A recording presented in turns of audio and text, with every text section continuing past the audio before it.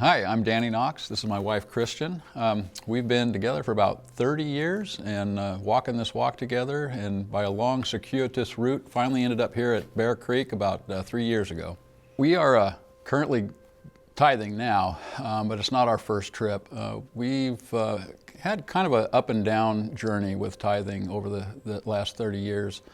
Our first time was when we were out in the middle of a desert, literally, and our pastor encouraged us to tithe, and we felt we were like in a place that we could do that.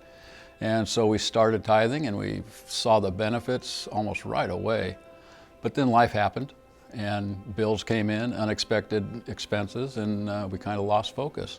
Well, not only is it a command from God that we tithe and give, but it's also a burden on my heart, our hearts, because we want to grow closer to God, and we feel like that was a barrier in the development of our relationship with Jesus, that we weren't obeying that command fully. And so we felt in order to really come into God's fullness and receive all the blessings that we needed to take that step. I think the barrier that we experienced, or at least I experienced personally, was just a lack of trust.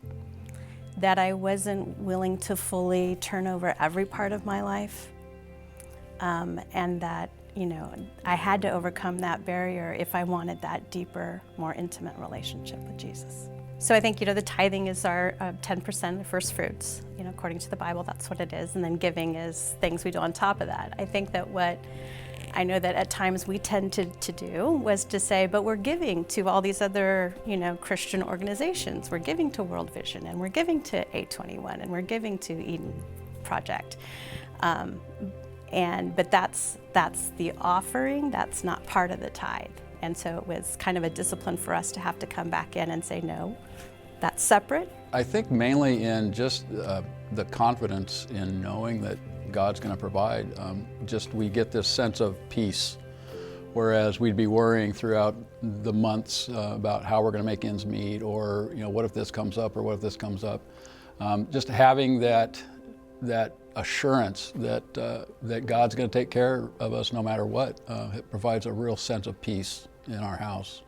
If someone's on the fence about tithing, and I had the opportunity to talk to them, I'd tell them two things. Number one, take God at His word.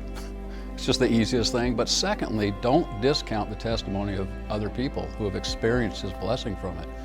And I know sometimes it may be easy to discount that as coincidence or whatever, but I've seen too many times where God comes through in the pinch.